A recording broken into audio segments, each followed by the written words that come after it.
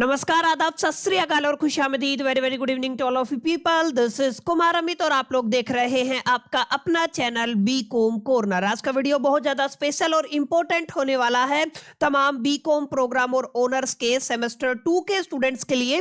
उम्मीद करता हूं आप सभी इस वीडियो लेक्चर के दरमियान मेरे साथ आखिरी तक बने रहेंगे। और हाँ, अगर आपको ये वीडियो हेल्पफुल लगता है, कंटेंट यूजफुल लगता है, तो इस वीडियो को लाइक करके अपने तमाम दोस्तों के साथ शेयर जरूर करेंगे। तो विदाउट वेस्टिंग द टाइम चलिए शुरू करते हैं। माय डियर फ्रेंड्स, जैसा कि आप सभी देख पा रहे हैं, आज की वीडियो के अंदर हम लोग शुरू करने वाले हैं आपके सेमेस्टर 2 के one of the most important subject company law या कॉर्पोरेट लॉ को। इससे जुड़ी हुई हमारी ये पहली क्लास रहेगी, जहां पर आज हम शुरू करेंगे आपके पहले चैप्टर को। और आपके सिलेबस के अंदर आपके पहले चैप्टर का टाइटल रहने वाला है the company and it's characteristic. माने पहले चैप्टर के अंदर हम लोग बुनियादी तौर पे बहुत बेसिक चीजों को सीखने वाले हैं, जैसे कंपनी क्या होता है, कंपनी का मीनिंग क्या होता है, कंपनी की अपनी कैरेक्टरिस्टिक्स क्या होती है, और भी बहुत सारी चीजें हैं जहां पर हम लोग कंपनीज एक्ट के बारे में डिटेल में पढ़ेंगे। कंपनीज एक्ट एग्जैक्टली किस तरीके से डेवलप हुआ अभी तक, जब आप लोग जानते हैं कंपनीज एक्ट 2013 के नाम से जाना जाता है, उसके बाद भी उसके अंदर काफी अमेंडमेंट हुए हैं। और यहां पर एक काफी important concept that is the lifting of corporate wheel को भी हम लोग डिटेल में पढ़ने वाले हैं। उम्मीद करता हूं आप सभी इस वीडियो लेक्चर के दरमियान इत्मीनान से मेरे साथ आखिरी तक बने रहेंगे। बहरहाल ज्यादा बातें ना करते हुए बढ़ते हैं लेक्चर की तरफ और समझने की कोशिश करते। देखिए, आप सभी ने अपनी क्लास 12th के दरमियान भी काफी डिटेल में पढ़ा होगा।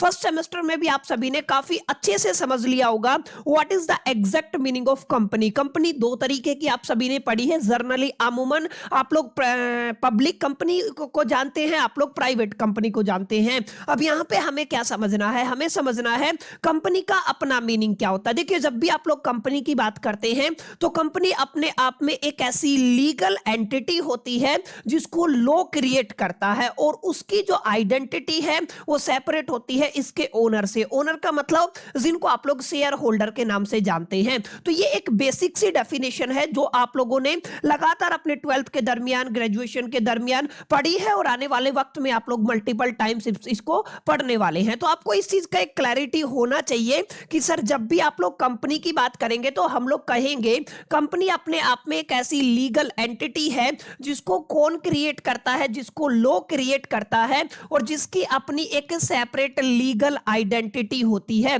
यानी कि जो आपके शेयर होल्डर्स है, ओनर जिनको आप लोग बोलते हैं ना, कंपनी के जो भी ओनर्स हैं जिनको आप लोग शेयर होल्डर के नाम से जानते हैं, शेयर होल्डर की अपनी आइडेंटिटी रहने वाली है और कंपनी की आइडेंटिटी अपनी खुद की रहने वाली है। यानी कि लॉ की दृष्टि में अगर आप लोग बात करते हैं, कानून की नजर में, कानून ये कहता है कंपनी एक अलग कॉन्सेप्ट है, कंपनी की अपनी एक अलग आइडेंटिटी है, और जो उस कंपनी के ओनर है या शेयर होल्डर हैं वो इससे जुदा जुदा रहने वाले हैं। यानी कि कंपनी की अपनी खुद की आइडेंटिटी है, और जब कंपनी की खुद की आइडेंटिटी है तो इसको हम आर्टिफिशियल पर्सन की कैटेगरी में रखते हैं। इस चीज को आपको समझना है। एक आपका नेचुरल पर्सन होता है, एक आपका आर्टिफिशियल पर्सन होता है। तो कंपनी किस कैटेगरी में आता है? कंपनी आपका आर्टिफिशियल पर्सन की कैटेगरी में आता है। इस बात को भी आपको अपने ख्याल में रखना है, क्योंकि ये एक आर्टिफिशियल पर्सन है और इसकी अपनी आइडेंटिटी है। ये अपने नाम पे कोई भी कंपनी प्रॉपर्टी खरीद सकती है, किसी भी कॉन्ट्रैक्ट के अंदर एंटर कर सकती है। माने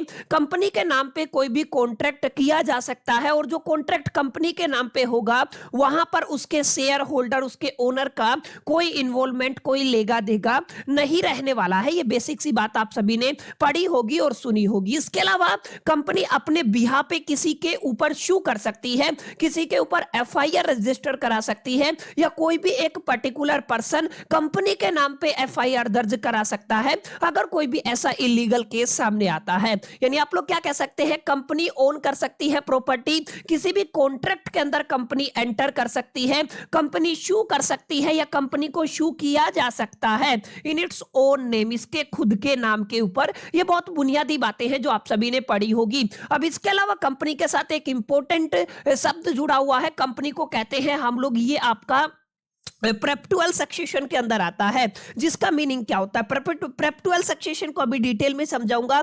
यानी कि आपका जो कंपनी है वो कंटिन्यू रहेगा, यानी कि जो कंपनी की जो एग्जिस्टेंस है ये आपको थोड़ा सा समझना है, वो कंटिन्यू रहेगी। कैसे कंटिन्यू रहेगी? अभी जो करंटली कंपनी के ओनर्स हैं, मालिक हैं, शेयर होल्डर हैं, हो सकता है उनकी डेथ हो जाए, हो सकता है कंपनी इंसॉल्वेंसी में चली जाए, या आपका जो ओनर है वो इंसॉल्वेंसी में चला जाए, या ये भी प्रोबेबिलिटी है ओनर चेंज हो जाए, रिटायर हो जाए। Whatever the situation, whatever the circumstances, perpetual succession का मतलब क्या है? हम लोग ये मान के चलते हैं कि आपकी जो कंपनी है, आपका जो ऑर्गेनाइजेशन है, उसकी एग्जिस्टेंस कंटिन्यू रहेगी। तो इस कॉन्सेप्ट को क्या बोलते हो आप लोग? प्रेप्टुअल सक्सेशन के नाम से जानते हैं। तो this is all about the concluded definition of the company, जो आप सभी ने लगातार अपने मल्टीपल टाइम अपनी एकेडमिक जर्नी के दरमियान पढ़ी होगी। तो आप लोग क्या कहेंगे? Company is a legal entity created by a law and having separate identity from its owner, जिसको आप लोग क्या बोलते हो? आप लोग इसको शेयर होल्डर भी बोल सकते हो। ठीक है, एक इंपॉर्टेंट मैंने बात बताई, कंपनी क्या है? कंपनी अपने आप में आर्टिफिशियल पर्सन है। क्लियर? ये आपको थोड़ा सा समझना है। कंपनी किस कैटेगरी में आती है? आपका आर्टिफिशियल पर्सन की कैटेगरी में आती है, क्योंकि पर्सन दो तरीके के हैं। एक नेचुरली बोर्न जो होते हैं उनको क्या बोलते हो? उनको नेचुरल पर्सन बोलते हो, या अमूमन पर्सन बोला जाता है। लेकिन कुछ ऐसी कंडीशन है जिनमें कानून इन चीजों को जन्म देता है, उनको क्या कहते हो आप लोग? आर्टिफिशियल पर्सन बोलते हो। तो कंपनी अपने आप में क्या होती है? किस कैटेगरी में आती है? आर्टिफिशियल पर्सन की कैटेगरी में आती है। इतना आपको समझ लेना है, अंडरस्टैंड कर लेना है और याद कर लेना है। समझ में आई? तो कुछ बातें माय डियर फ्रेंड्स मैंने यहां पे आपको कंपनी से रिलेटेड समझा दी है। देखिए माय डियर फ्रेंड्स, मेरा एजेंडा बिल्कुल क्लियर है। यहां पे जो चीजें हम लोग पढ़े वो एग्जैक्टली आप लोग एग्जामिनेशन में लिख के आ सके और पूरे मार्क्स आप लोग बड़े प्यार से, बड़े आराम से सिक्योर कर पाए। मेरा एजेंडा ये है। तो मैं यहां पे वही कंटेंट आप सभी को डिलीवर करने वाला हूं जो आपके एग्जामिनेशन के पॉइंट ऑफ व्यू से है, वो आपकी एनईपी पॉलिसी के अकॉर्डिंग होना चाहिए। एनईपी पॉलिसी को अलाइन करना चाहिए, और इधर उधर की बातें मैं नहीं करूंगा। बहुत डिटेल में जाकर के हम लोग एक एक चीज को पढ़ेंगे, तो आपको लग सकता है काफी ऐसी चीजें हैं जो आपने पहले पढ़ी हुई है, तो वो हो सकता है उनको आप लोग रिवीजन के तौर पे ले लीजिएगा। जैसे अभी आपने कंपनी की डेफिनेशन समझ ली, अब यहां पे कंपनी की डेफिनेशन को समझने के बाद ना हम लोग कैरेक्टरिस्टिक ऑफ कंपनी समझने वाले हैं। इससे इंपॉर्टेंट बात, एक सवाल आप सभी के मन में आ रहा होगा, सर हमने तो देखा है हमारी किताब के अंदर कंपनीज एक्ट के ना इंपॉर्टेंट सेक्शन दिए हुए हैं। जैसे आपने कंपनी की जो डेफिनेशन दी है वो एक पर्टिकुलर सेक्शन के अंदर लिखी हुई है, तो क्या हमें सेक्शन मेमोराइज करने की जरूरत है? सेक्शन याद करने की जरूरत है? तो इसका सीधा सीधा आंसर है नहीं, आपको सेक्शन याद करने की जरूरत नहीं है। जो सेक्शन याद करना है वो आपको ऑलरेडी हमारी क्लासेस के अंदर पढ़ा दिया जाएगा। जहां पे हम लोगों ने सेक्शन मेंशन नहीं किया है, इसका मतलब अननेसेसरी उस सेक्शन को आपको याद करने की जरूरत नहीं है। क्लियर? आई होप कितनी बातें आपको समझ में आ गई होगी। अब हम चलते हैं अपने अगले आर्टिकल की तरफ, जहां पर हम समझने वाले हैं आपकी कंपनी की क्या क्या कैरेक्टरिस्टिक्स रहने वाली है। देखिए कैरेक्टरिस्टिक्स का मतलब आप लोग बेसिक मीनिंग आप लोग समझिएगा। जैसे पहले कैरेक्टरिस्टिक की अगर आप लोग बात करते हैं तो हमने क्या बताया? कंपनी अपने आप में क्या है? एक सेपरेट लीगल एंटिटी है। सेपरेट लीगल एंटिटी का क्या मतलब होता है? कि इसके ओनर हैं, इसके जो शेयर होल्डर है किसी भी कंपनी के, वो इससे जुदा है, वो इससे डिफर करते हैं। जो भी आपका कार्यक्रम होगा, चाहे वो प्रॉपर्टी खरीदना हो, कॉन्ट्रैक्ट लेना हो, या आपको किसी के ऊपर एफआईआर करना है या कंपनी के ऊपर एफआईआर करना है, वो सब कंपनी के नाम पे होगा। यहां पर ओनर्स का कोई इन्वॉल्वमेंट नहीं रहने वाला है। इन शॉर्ट आप लोग क्या कह सकते हैं? आप लोग कह सकते हैं my dear friends, company has its own identity. Company की अपनी खुद की आइडेंटिटी होती है जो सेपरेट है फ्रॉम इट्स शेयर होल्डर। इसके शेयर होल्डर से और इसके जो बोर्ड्स ऑफ डायरेक्टर हैं या डायरेक्टर से अलग होती है किसकी आइडेंटिटी? आपकी कंपनी की आइडेंटिटी। ये आपको थोड़ा याद रखना है, ये इसकी पहली कैरेक्टरिस्टिक रहने वाली है। इसी तरीके से आप लोग कहेंगे ये एक आपका आर्टिफिशियल लीगल पर्सन है। मैंने बताया दो तरीके के पर्सन होते हैं, अभी अभी हम लोगों ने क्लियर किया था। सर जब भी आप लोग पर्सन की बात करते हैं, एक तो नेचुरली बोर्न पर्सन होते हैं, उनको पर्सन या नेचुरल पर्सन की कैटेगरी में रखा जाता है। एक होता है आपका आर्टिफिशियल पर्सन। आर्टिफिशियल पर्सन का मतलब क्या होता है my dear friends? Artificial person का मतलब होता है जो कानून ने जिनको पैदा किया है, एज ए पर्सन हम लोग उनको कंसीडर करते हैं। एक इंपॉर्टेंट बात और याद रखिएगा, नेचुरल पर्सन अपनी कंसेंट, अपनी सहमति देता है बाय इट्स सिग्नेचर। ये आपको थोड़ा सा ध्यान में रखना है। सिग्नेचर की हेल्प से अगर किसी भी नेचुरल पर्सन ने सिग्नेचर कर दिया तो हम लोग मानते हैं उस पर्टिकुलर कॉन्ट्रैक्ट के अंदर उसकी कंसेंट है, उसकी सहमति है। अब आर्टिफिशियल पर्सन तो सिग्नेचर नहीं कर सकता है, दैट्स व्हाई यहां पर आपको क्या देखने को मिलती है, यहां पर आपको कॉमन सील देखने को मिलती है। तो जितने भी आर्टिफिशियल पर्सन है, किसी भी कंपनी ऑर्गेनाइजेशन की बात कर लीजिए, उनके पास अपनी एक कॉमन सील होती है और जिन डॉक्यूमेंट के ऊपर उस पर्टिकुलर कंपनी का कॉमन सील लग गया, इसका मतलब उस पर्टिकुलर जो डॉक्यूमेंट है उसके अंदर जो बातें लिखी हुई हैं उसके ऊपर कंपनी का कंसेंट है, वो उसकी परमिशन से हुआ है। क्लियर? तो ये आपको थोड़ा सा ध्यान में रखना है। जब भी आप लोग पर्सन की बात करेंगे तो कंपनी किस कैटेगरी में जाएगी? कंपनी आपकी आर्टिफिशियल पर्सन की कैटेगरी में जाएगी। आर्टिफिशियल पर्सन को कौन क्रिएट करता है? लॉ क्रिएट करता है, कानून क्रिएट करता है। ये आपको थोड़ा सा अच्छे से अपने दिमाग में समझ लेना है। इसके अलावा आप लोग क्या कह सकते हैं? प्रेप्टुअल सक्सेशन की बात करते हैं। प्रेप्टुअल सक्सेशन का मतलब क्या है? कंपनी की एग्जिस्टेंस के ऊपर हम लोग चर्चा करते हैं। कंपनी की एग्जिस्टेंस कंटिन्यू रहेगी, चाहे आपका जो ओनर है वो रिटायर हो, चेंज हो, या वो आपका स्पेसिफिकली इंसॉल्वेंसी में चला जाए या उसकी डेथ हो जाए, कोई भी सिनेरियो क्रिएट हो, लेकिन पर्टिकुलर सिनेरियो के अंदर हम लोग ये मान के चलते हैं कंपनी की जो एग्जिस्टेंस है वो कंटिन्यू रहेगी। इस बात का आपको ख्याल और अपने जहन में रखना है। यानी आप लोग क्या कह सकते हैं? The company continue to its exist, यानी कि कंपनी क्या रहेगी? कंटिन्यू रहेगी एग्जिस्टेंस में, इवन इफ द मेंबर, ध्यान रखिएगा, मेंबर चेंज हो सकते हैं, मेंबर क्या हो सकते हैं? डेथ की वजह से चेंज हो सकते हैं, इंसॉल्वेंसी की वजह से चेंज हो सकते हैं, ट्रांसफर ऑफ शेयर, यानी कि आपके शेयर क्या हो गए हैं? ट्रांसफर। शेयर ऑफ ट्रांसफर आपका कहां पे होता है? पब्लिक कंपनी के अंदर होता है, प्राइवेट के अंदर नहीं होता है। ये बातें आप सभी जानते हैं, ठीक है? तो ये आप मान के चलते हैं कि कोई भी कंपनी के अंदर प्रेप्टुअल सक्सेशन का कॉन्सेप्ट या सिनेरियो फॉलो किया जाता है। आगे देखिए, लिमिटेड लायबिलिटी। किसी भी कंपनी की लायबिलिटी कैसी होती है? लिमिटेड होती है। The liability of member is limited to the amount unpaid on the share और ए गारंटेड गिविंग। क्लियर है? ये आपको थोड़ा सा ध्यान में रखना है। ऐसे आप लोग क्या कहेंगे? कॉमन सील की बात करेंगे। मैंने यहां पे बताया ना, कॉमन सील का मतलब क्या है? Company use a common seal as its official signature. Official signature की टर्म में कंपनी क्या करती है? कॉमन सील का यूज करती है। मैंने बताया वो क्या कहेगी। अच्छा, ये भी थोड़ा आपको ध्यान देना है। Now optional under the companies act 2013। अभी के केस में अगर आप लोग कंपनीज एक्ट 2013 की बात करते हैं तो यहां पर कॉमन सील कैसा हो गया है? ऑप्शनल हो गया है। और ये भी आपको थोड़ा ध्यान में देना है।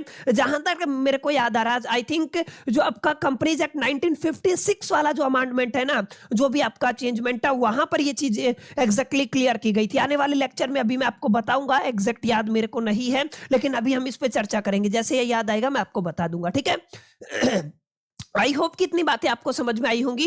ये सारे कॉन्सेप्ट आपको क्लियर रहे होंगे, ये सारी प्रॉपर्टी आपको समझ में आ गई होगी, कैरेक्टरिस्टिक आपको समझ में आ गई होगी। सेपरेट लीगल एंटिटी होता है, आर्टिफिशियल लीगल पर्सन होता है, प्रेप्टुअल सक्सेशन, लिमिटेड लायबिलिटी और कॉमन सील होता है। इसके अलावा आप सभी देखिएगा, एक इंपॉर्टेंट कॉन्सेप्ट है, that is the transfer of shares. Clear है? आप लोग क्या कह सकते हैं? यहाँ पे ट्रांसफरेबिलिटी ऑफ द शेयर्स होता है। अब आपको थोड़ा ध्यान देना है। काफी बच्चे सोचेंगे सर क्या बता रहे हो? देखिए, कंपनी की जब भी आप लोग बात करते हैं ना, तो यहां पे दो तरीके की कंपनी का जिक्र अक्सर हम लोग यहां पे करने वाले हैं। दो तरीके की कंपनी अभी अभी मैंने आपको क्लियर किया। आपकी कंपनी कैसी हो सकती है? आपकी पब्लिक हो सकती है, आपकी कंपनी कैसी हो सकती है? प्राइवेट हो सकती है, ठीक है? ये आपको थोड़ा सा ख्याल में रखना है। जब भी आप लोग पब्लिक कंपनी की बात करते हैं तो पब्लिक कंपनी के अंदर शेयर्स को ट्रांसफर किया जा सकता है, ये इसकी आपकी कैरेक्टरिस्टिक होती है। लेकिन प्राइवेट कंपनी के अंदर शेयर्स को ट्रांसफर नहीं किया जा सकता है। इस बात को अपने ख्याल में और अपने जहन में रखना है, ठीक है? ये भी इसकी कैरेक्टरिस्टिक हो गई है। अब ये भी मैं बता चुका हूं, कैपेसिटी टू स्यू, यानी कि कंपनी अपने बिहाफ पे किसी के ऊपर एफआईआर रजिस्टर करा सकती है, केस फाइल कर सकती है, या आप लोग कंपनी के ऊपर किसी इलीगल एक्टिविटी के बिहाफ पे आप लोग किसी पर्टिकुलर कंपनी के नाम नाम पे एफआईआर दर्ज करा सकते हैं। इसके अलावा मैंने बताया सेपरेट प्रॉपर्टी होती है, क्योंकि अपनी कंपनी की खुद की legal identity, separate legal identity होती है, तो वो आपका प्रॉपर्टी खरीदे चाहे एसेट्स खरीदे, कुछ भी खरीद सकती है। जब उसके पास कानूनी तौर पे अधिकार है तो कुछ भी कर सकती है, आपको थोड़ा सा समझना है। ये आपका वॉलेंट्री एसोसिएशन ऑफ पर्सन होता है, माने company is formed by the voluntary association. कैसे फॉर्म होती है? वॉलेंट्री एसोसिएशन द्वारा फॉर्म होती है। जितने भी पर्सन है वो क्या बनाते हैं? एक वॉलेंट्री एसोसिएशन बनाते हैं, जिसको क्या कहते हो आप लोग? कंपनी कहते हो। और कंपनी अपने आप में एक रजिस्टर बॉडी होती है, ये आपको थोड़ा सा ध्यान में रखना। जब भी आप लोग कंपनी की बात करते हैं तो हम लोग यहाँ पे किसकी बात करते हैं? हम लोग यहाँ पे आपके कंपनीज एक्ट 2013 अभी के हिसाब से मैं बात कर रहा हूं, क्लियर है? कंपनीज एक्ट 2013 के अंडर कंपनी क्या होती है? रजिस्टर होती है। क्या होती है? रजिस्टर होती है, जिसको आप लोग इनकॉर्पोरेट भी बोलते हो, ये आपको थोड़ा सा याद रखना। इनकॉर्पोरेशन बोल दीजिए, या कंपनी का क्या होता है माय डियर फ्रेंड्स? आप लोग क्या कह सकते हैं? उसका रजिस्ट्रेशन होता है, क्लियर? ये आपको थोड़ा सा ध्यान रखना है। आगे हम लोग पढ़ेंगे रजिस्ट्रेशन के टाइम पे दो इंपॉर्टेंट डॉक्यूमेंट होते हैं, एक आपका एमओए होता है, एक आपका एओए होता है। एक को आप लोग मेमोरेंडम ऑफ एसोसिएशन के नाम से जानते हो, एक को आप लोग आर्टिकल ऑफ एसोसिएशन के नाम से जानते हो। दोनों पर मैं आपके साथ डिटेल में इत्मीनान से चर्चा करने वाला हूं आगे आने वाले वक्त में। समझ में आया? यहां तक उम्मीद करता हूं आपको समझ में आया होगा।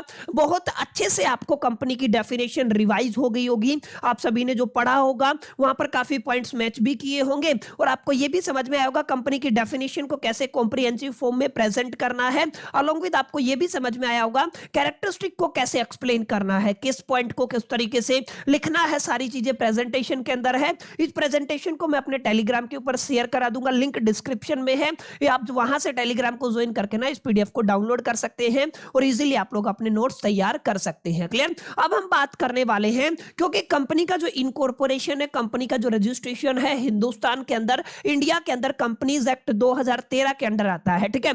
लेकिन क्या ये जो कंपनीज एक्ट है केवल 2013 में बनाया गया था? क्या उससे पहले कंपनीज एक्ट होता नहीं था, या होता था तो एग्जैक्टली किस नाम से जाना जाता था, और हम 2013 तक कैसे पहुंचे? सबसे पहले कंपनीज एक्ट कब डेवलप किया गया था, ये एक बड़ा सवाल है, और यही आर्टिकल अब हम डिस्कशन करेंगे। माने अब हम क्या पढ़ने वाले हैं? जर्नी ऑफ कंपनीज एक्ट, यानी कि हमें किसकी जर्नी पढ़नी है? हमारे कंपनीज एक्ट की जर्नी पढ़नी है, ठीक है? अब आपको थोड़ा सा ध्यान रखना है, कंपनीज एक्ट की जब आप लोग बात करते हैं ना, तो मैंने यहाँ पे सिंपल टाइम लाइन लिखा हुआ है। सबसे पहले जो कंपनीज एक्ट एग्जिस्टेंस में आया वो 1850 में आया।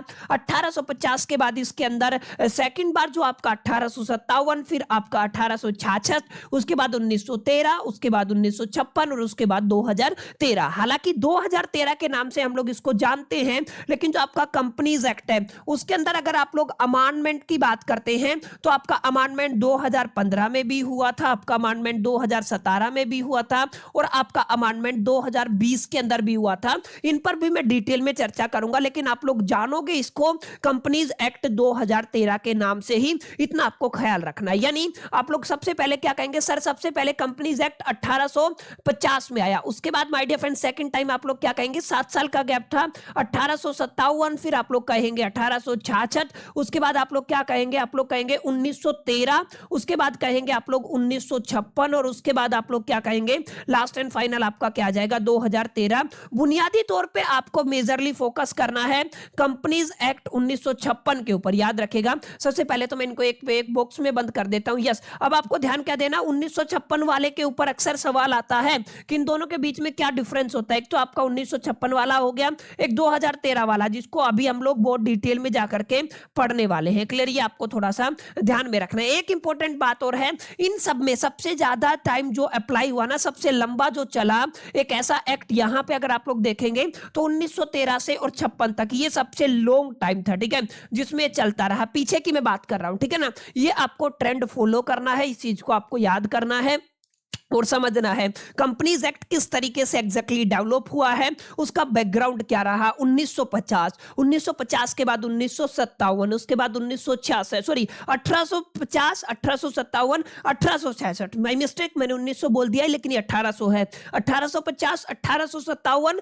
1866, 1913, उसके बाद 1956, और 1956 के बाद 2013। 2013 के बाद जो आपका कंपनीज एक्ट है उसके अंदर अमेंडमेंट हुए हैं, उसके अंदर चेंजेज हुए हैं, लेकिन वो अमेंडमेंट है, केवल तब्दीलियां हैं। 2013 का ही अभी तक आपका लागू है। इस चीज को आपको अपने ख्याल में और जहन में रखना। अब मोटे मोटे पॉइंट को डिस्कस करेंगे कि एग्जैक्टली जब ये जितने भी आपके एग्जैक्टली क्या बोलते हैं आप, इसका जो आपका कंपनीज एक्ट था उसके अंदर क्या क्या था। 1850 वाले कंपनीज एक्ट की बात करते हो तो ये आपका फर्स्ट कंपनी लॉ था, या आप लोग इसको कॉर्पोरेट लॉ के नाम से भी जानते हो।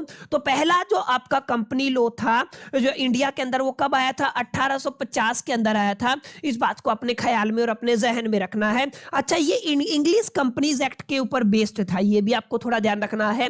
1850 वाला है वो किसके ऊपर बेस्ड था? इंग्लिश कंपनीज एक्ट के ऊपर बेस्ड था, ये आपको अपने ख्याल में रखना है। अच्छा, यहां पे पहली बार इंट्रोड्यूस कराया गया था रजिस्ट्रेशन ऑफ कंपनीज, माने जितनी भी कंपनी हिंदुस्तान के अंदर है उनको क्या कराना पड़ेगा? रजिस्ट्रेशन कराना पड़ेगा। और यहां पर कोई भी ऐसा कॉन्सेप्ट नहीं था, कैसा? लिमिटेड लायबिलिटी वाला कॉन्सेप्ट, यानी कि यहां पे कैसी लायबिलिटी होती थी? अनलिमिटेड लायबिलिटी होती थी, ये आपको ख्याल में रखना, ठीक है। ये धीरे धीरे इवोल्यूशन हुआ, विकास हुआ, चेंजमेंट हुए, बदलाव हुए और धीरे धीरे चीजें अच्छी होती चली गई। समझ में आया? तो हाईलाइट आपको पता होना चाहिए, मैंने हाईलाइट लिखी हुई है यहाँ पे। ये आई थिंक पीपीटी में ये पॉइंट मिस हो गया, नोट कीजिए इसको ना। यहाँ पे हाईलाइट है कंपनीज एक्ट 1850, पहला कंपनीज एक्ट था इंडिया का, ये आपको थोड़ा याद रखना है। इंग्लिश कंपनीज एक्ट के ऊपर बेस था। यहाँ पे पहली बार कंपनीज के रजिस्ट्रेशन की बात की गई थी। यहाँ पे लिमिटेड लायबिलिटी का कोई कॉन्सेप्ट नहीं था। अब ये चला 1850 से लेके 1857 तक, यानी कि करीब करीब 6 से 7 साल इसका इंप्लीमेंटेशन रहा। उसके बाद 1857 में आ गया फिर से कंपनीज एक्ट, जहां पे आपका लिमिटेड लायबिलिटी इंट्रोड्यूस कर दिया गया। तो ये जो इसका नेगेटिव पॉइंट था इसको हटा करके एडवांटेज में कन्वर्ट कर दिया और कंपनीज के पास कैसा आ गया?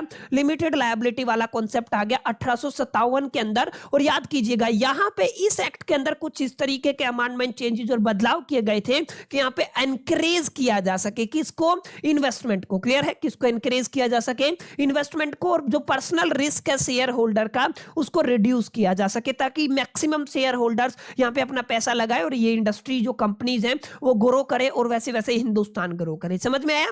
तो ये आपको थोड़ा ध्यान में रखना। मेजरली दो ही चीजें आई थी 1857 के अंदर, एक तो लिमिटेड लायबिलिटी वाला कॉन्सेप्ट आया था, अलोंग विद यहाँ पे इन्वेस्टमेंट को एनकरेज किया था, और यहाँ पे शेयर होल्डर के रिस्क को रिड्यूस करने का यहाँ पे कोशिश किया गया था। समझ में आया? 1857 के बाद 1866 की बात होती है, ये आपको थोड़ा ध्यान में रखना है। 1866 में क्या हुआ? इंप्रूव्ड रूल लाए गए, किससे रिलेटेड? फॉर्मेशन से रिलेटेड रूल्स को इंप्रूव कर दिया गया, मैनेजमेंट से रिलेटेड इंप्रूव कर दिया गया, और वाइंडिंग अप से रिलेटेड रूल्स को इंप्रूव कर दिया गया, और यहाँ पे स्ट्रेंथन्ड किया गया था लीगल फ्रेमवर्क को। ये भी आपको थोड़ा सा ख्याल में रखना है। समझ में आया?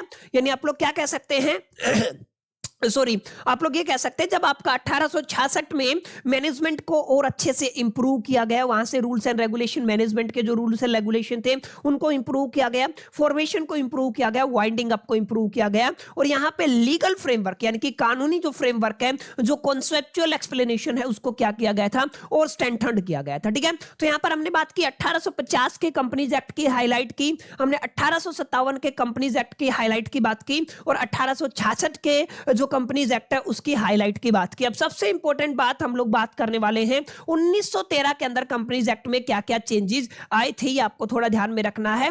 Major consolidation of the earlier law, ये यहां पे हुआ था। अच्छा, यहां पे ये अप्लाई किया गया था किसके अंदर? बैंकिंग के अंदर, इंश्योरेंस के अंदर एंड द ट्रेडिंग कंपनीज के अंदर। याद रखिएगा, banking, insurance and trading companies के अंदर जो कंपनीज एक्ट का इन्वॉल्वमेंट है या जो एप्लीकेशन है वो किस एक्ट के बाद आया था? आपका कंपनीज एक्ट 1913 के बाद आया था। अच्छा, यहां पे remained in force for long time, यानी कि ये जो आपका जो एग्जिस्टेंस में रहा ये लॉ, ये लंबे समय तक रहा। कितने टाइम तक रहा? ये टिल 56 तक रहा। ये आपको थोड़ा सा, सॉरी मैं थोड़ा सा गलत बोल गया, कितना? 1956, ठीक है ना। 1913 से लेके ये आपका 1956, 1956 तक आपका क्या रहा है? फोर्स में रहा है। क्लियर? सबसे लंबा ये चलने वाला है, ठीक है, ये आपको थोड़ा सा ध्यान में रखना है। अब अब सबसे इंपॉर्टेंट जिसके ऊपर हर बार क्वेश्चन पूछ लिया जाता है, कंपनीज एक्ट 1956 की हम लोग चर्चा करेंगे। ध्यान रखिएगा ये, क्योंकि ये इंपॉर्टेंट इसलिए भी हो जाता है क्योंकि 1913 से पहले हिंदुस्तान इंडिपेंडेंट नहीं था, हिंदुस्तान आजाद नहीं हुआ था, गोरों का राज हिंदुस्तान के ऊपर था। लेकिन 1900 आपका जो 1940 जो आपका 7 है, ठीक है ना, 1947 के अंदर हमारा आजाद हो गया देश। तो उसके बाद 1956 के अंदर, क्लियर है आप लोग क्या कहेंगे, 1956 के अंदर एग्जैक्टली क्या हुआ, यहाँ पे कंपनीज एक्ट आया, जहां पे आप लोग क्या कहा इनएक्टेड आफ्टर द इंडिपेंडेंस। ये आपका आजादी के बाद का लॉ था, ठीक है ना, और ये सबसे कॉम्प्रिहेंसिव लॉ था या एक्ट था एंड डिटेल्ड लॉ था। समझ में आया? कॉम्प्रिहेंसिव एंड डिटेल्ड लॉ किसको माना जाता है?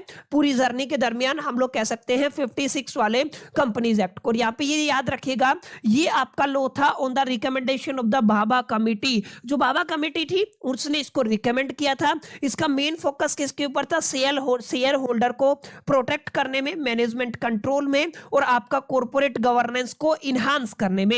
एंड आपका ये जो governed India companies for the nearly 57, यहाँ पे कितने साल तक ये आपका गवर्न हुआ? 57 तक। क्योंकि 1956 के बाद डायरेक्टली अगर आप लोग देखेंगे 1956 के बाद कब आया? 2013 के अंदर आया, जो अभी हम लोग पढ़ने वाले हैं। तो नियरली कितना टाइम बता रहा है? 57 बता रहा है। कैलकुलेट कर लीजिएगा, थोड़ा बहुत ऊपर नीचे, बाकी मेरे हिसाब से सही होगा, ठीक है ना।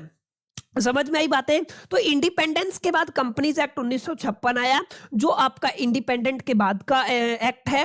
Most comprehensive and detailed law है। रिकमेंडेशन किसने किया था? भाभा कमेटी ने किया था।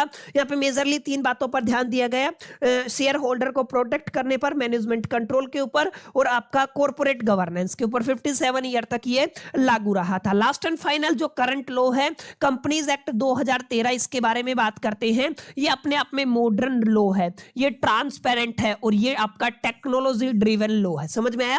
यानी कि जो आपका कंपनीज एक्ट 2013 है वो करंट में एग्जिस्ट करता है, और ये मॉडर्न है, ट्रांसपेरेंट एंड टेक्नोलॉजी ड्रिवन है। क्लियर? ये आपको थोड़ा सा ध्यान में रखना है। यहाँ पे काफी चीजें इंट्रोड्यूस की गई थी, जैसे यहाँ पे ओपीसी को इंट्रोड्यूस किया गया था, 1 पर्सन कंपनी। और जो आपका कंपनीज एक्ट 2013 इससे पहले एग्जिस्ट नहीं करता था। सीएसआर, यानी कि आप लोग क्या कहते हो? सीएसआर, जिसको कॉर्पोरेट सोशल रिस्पॉन्सिबिलिटी वाला कॉन्सेप्ट पहले नहीं होता था, कंपनीज एक्ट 2013 के बाद हुआ। इंडिपेंडेंट डायरेक्टर वाला कॉन्सेप्ट भी इसी के अकॉर्डिंग आया। और यहाँ पे जो कॉर्पोरेट गवर्नेंस इनहांस हुई है वो भी किसके बाद आया? कंपनीज एक्ट 2013 के बाद आया। और ई गवर्नेंस और कंप्लायंसेस, ये तमाम चीजें कहां से इंट्रोड्यूस की गई थी? ये तमाम चीजें आपके कंपनीज एक्ट 2013 के बाद इंट्रोड्यूस की गई थी। याद रखिएगा, ये जो कंपनीज एक्ट 2013 है, जे ईरानी कमेटी रिकमेंडेशन के बाद इंप्लीमेंट हुआ था, और इसका एम था global standard and the ease of doing business. माने ग्लोबल स्टैंडर्ड को ध्यान में रख के एक एक्ट बनाया जाए। अलोंग विद हम क्या करें? हम लोग इस चीज का बड़ा ख्याल रखें कि बिजनेस को करने की जो सहूलियत रहे, आसानी, ईज ऑफ डूइंग रहे, ठीक है ना। यानी कि बिजनेस करने में क्या रहे? आसानी रहे, ज्यादा कॉम्प्लिकेटेड हम चीजों को न बना दे, इस चीज का बड़ा ख्याल रखा गया था। तो जो जे ईरानी कमेटी रिकमेंडेशन थी वो किसके लिए थी? कंपनीज एक्ट 2013 के लिए थे। भाभा कमेटी की जो रिकमेंडेशन थी वो कंपनीज एक्ट 1956 के लिए थी। और ये आजादी के बाद 1956 वाला काफी रेलिवेंट लॉ माना जाता है। उसके बाद आपका क्या आया था? आपका कंपनीज एक्ट 2013 आया था। क्लियर? ये आपको थोड़ा सा ध्यान में रखना है। अब एक इंपॉर्टेंट बात हो रहा है, कई बार पेपर में पूछ लिया जाता है, 1956 वाले और 2013 वाले के बीच में काफी बुनियादी तौर पे बहुत ज्यादा डिफरेंस है। लेकिन एक या दो नंबर के लिए अगर आपसे सवाल पूछा जाए या आपके अंडरस्टैंडिंग के लिए एक बेसिक कंपैरिजन मैं आप सभी के लिए लेके आया हूं। कई बार पूछ लिया जाता है, यहाँ पे आपका कंपनीज एक्ट 1956 है, यहाँ पे आपका कंपनीज एक्ट 2013 है। ये कब आया था? 1956 में आया था। ये कब आया था? 2013 के अंदर आया था। याद रखिएगा, कंपनीज एक्ट 1956 के अंदर आपके जो एक्ट है उसके अंदर 658 सेक्शन होते थे। वही कंपनीज एक्ट के अंदर 470 सेक्शन होते थे।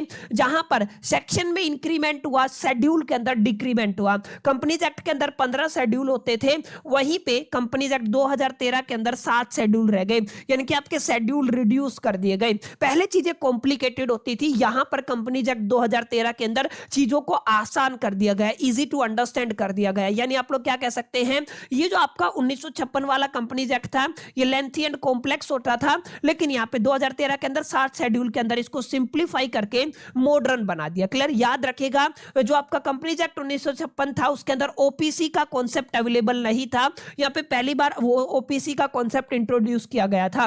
कंपनीज एक्ट 1956 के अंदर सीएसआर यानी कि कॉर्पोरेट, जो आपका क्या बोलते हैं इसको, corporate corporate social responsibility available नहीं था, यहाँ पे mandatory for the eligible company, यानी कि CSR जो था ना यहाँ पे मैंडेटरी कर दिया गया था, ये आपको थोड़ा सा ध्यान में रखना है। अच्छा, यहाँ पे इंडिपेंडेंट डायरेक्टर वाला स्पेसिफिकली डिफाइन नहीं था, कंपनीज एक्ट के अंदर यहाँ पे डिफाइन किया गया था। ये बुनियादी तौर पे कुछ बेसिक बातें हैं जो मैंने आपको समझा दी, बाकी आप अपनी अंडरस्टैंडिंग के बिहाफ पे किताबें जब आप लोग पढ़ें तो उस टाइम पे आपको काफी चीजें निकल के आएंगी, जिनको आप लोग पढ़ के ना यहाँ पे और ज्यादा पॉइंट्स को मेंशन कर सकते हैं, डाल कर सकते हैं और चीजों को बहुत अच्छे से एग्जामिनर को समझा सकते हैं। समझ में आया? तो उम्मीद करता हूँ यहाँ तक समझ में आया होगा। अभी तक हमने आज की जिस इंट्रोडक्शन क्लास के अंदर पहले चैप्टर का डिस्कशन किया है, आपके कंपनीज लॉ की बात कर लीजिए, कॉर्पोरेट लॉ की बात कर लीजिए। यहाँ पर मैंने आपको कंपनी की डेफिनेशन समझाई, कंपनी से जुड़ी हुई अलग अलग कैरेक्टरिस्टिक और उनकी डिटेल एक्सप्लेनेशन हम लोगों ने समझी। उसके बाद हमने देखा कंपनीज एक्ट जो 2013 है, या कंपनीज एक्ट इंडिया के अंदर इसका जर्नी क्या रहा फ्रॉम 1850 से लेकर के और 2013 तक। हम लोगों ने इस पॉइंट पर माय डियर फ्रेंड्स काफी डिटेल में चर्चा की है और हमने देखा एग्जैक्टली 1956 और 2013 का जो कंपनीज एक्ट है उनके बीच में बुनियादी तौर पे क्या क्या डिफरेंस रहता है। क्लियर? अब हम बात करने वाले हैं, जैसे मैंने आपको बताया था 2013 के बाद अगर आप लोग बात करते हैं तो मैंने क्या बताया था आपको? सर मैंने बताया था जो आपका कंपनीज एक्ट 2013 है उसके बाद इसके अंदर अमेंडमेंट हुए हैं। क्लियर? मैंने क्या बताया था? अमेंडमेंट हुए हैं। कब कब हुए हैं ये भी मैंने आपको बता दिया। सबसे पहले 2015 के अंदर हुआ है, उसके बाद 2017 के अंदर हुआ है, उसके बाद आप लोग मोटा मोटा ले सकते हैं 2020 के अंदर हुआ है। क्लियर? ये हम लोगों ने पढ़ा था। अब हम एक बार देख लेते हैं 2015 के अंदर इसमें क्या क्या अमेंडमेंट आए थे। माने 2015 कंपनीज एक्ट 2013 बन गया था, उसके बाद 2015 के अमेंडमेंट में क्या कुछ यहाँ पे आपको देखने को मिला था, एक बार इस मुद्दे पर चर्चा कर लेते। देखिए यहाँ पे लिखा हुआ है companies act 2013 amend by the companies, यानी अमेंडमेंट एक्ट 2015 के नाम से इसको जाना जाता है। ठीक है? यहाँ पे देखिएगा companies act 2015 mainly focus on the simplification, यानी कि यहाँ पे सिंप्लीफिकेशन पर जोर दिया गया था, ease of doing business, business को करने में आसानी पर जोर दिया गया था, and reduction of the compliances burden, यहाँ पे कंप्लायंसेस बर्डन को रिड्यूस करने पर जोर दिया गया था। इस पे स्पेसिफिक आप क्या बोलते हैं इसको, specifically startup and the small companies को यहाँ पे एनकरेज किया गया था। अगर आप लोग की हाईलाइट की बात करते हैं तो आप लोग यहाँ पे सिंपल बातें लिख सकते हैं, जैसे आप लोग क्या कहेंगे, फास्ट ट्रैक इनकॉर्पोरेशन, माने किसी भी कंपनी के रजिस्ट्रेशन के टाइम पे, इनकॉर्पोरेशन के टाइम पे फास्ट ट्रैक का ऑप्शन 2015 के अमेंडमेंट में आया था, यानी कि simplified and the faster companies registration process. इससे पहले स्लो होता था कंपैरेटिवली, यहाँ पे फास्ट कर दिया गया, reduce procedural delay for the new companies, जितनी भी न्यू कंपनीज है जो प्रोसीजर की वजह से डिले करती थी उसको रिड्यूस किया गया। सेकंड देखिए रिलैक्सेशन फॉर द स्टार्टअप, काफी हद तक स्टार्टअप को कई चीजों में रिलैक्सेशन दिया गया था, काफी फ्लेक्सिबिलिटी यहाँ पे प्रोवाइड की गई थी। इसके बाद कॉमन सील मेड ऑप्शनल, यहाँ पे ये काफी इंपॉर्टेंट बात है, मैंने बताया था 2015 का अमेंडमेंट है, याद रखिएगा, जिसमें कॉमन सील को ऑप्शनल कर दिया गया था। पहले मैंडेटरी होता था, फिर क्या कर दिया गया, ऑप्शनल कर दिया गया। Companies can execute document with और विदाउट ए कॉमन सील, ध्यान रखिएगा यहाँ पे ऑप्शनल कर दिया गया कॉमन सील। कंपनी एग्जीक्यूट करती थी विद द कॉमन सील और without the common seal any document की बात हो रही थी। And authorisation by the director allowed, ठीक है ना, यहाँ पे डायरेक्टर अलाउड के बाद अथोराइजेशन चला गया था। इसके बाद एक इंपॉर्टेंट पॉइंट और है, reduction in the panel provision and acceptance of the deposit. ये कुछ ऐसी बातें हैं जिनको आपको एक बार पढ़ लेना है और आप अपने एग्जामिनेशन के अंदर इनको जरूर लिख के आना। ठीक है? उम्मीद करता हूं यहां तक चीजें आपको समझ में आई होंगी। तो कुछ बातें हैं माय डियर फ्रेंड्स पहले पार्ट के अंदर, क्योंकि ये इंट्रोडक्शन क्लास थी तो ज्यादा बोरियत मैं आपको नहीं करूंगा, क्योंकि हम धीरे धीरे करके अपने सिलेबस को भी कंप्लीट करने वाले हैं, चीजों को भी बड़े प्यार से समझने वाले हैं, इत्मीनान से सिलेबस को कंप्लीट करके रिवीजन भी करने वाले हैं। पहली क्लास के अंदर इंट्रोडक्शन के अंदर आपको चीजें समझ में आई या नहीं आई, कमेंट सेक्शन में जरूर बताइएगा। सेशन अगर आपको यूजफुल लगा तो इस वीडियो को लाइक करके अपने तमाम दोस्तों के साथ शेयर कर दीजिएगा। और हाँ, अभी तक अगर आपने हमारे इस YouTube चैनल को सब्सक्राइब नहीं किया है तो सब्सक्राइब कर लीजिएगा, बेल आइकन को जरूर प्रेस कर लीजिएगा। इस वीडियो के अंदर इतना ही, मिलते हैं नेक्स्ट वीडियो के अंदर। जब तक के लिए मेरे तो all the best, till the keep learning.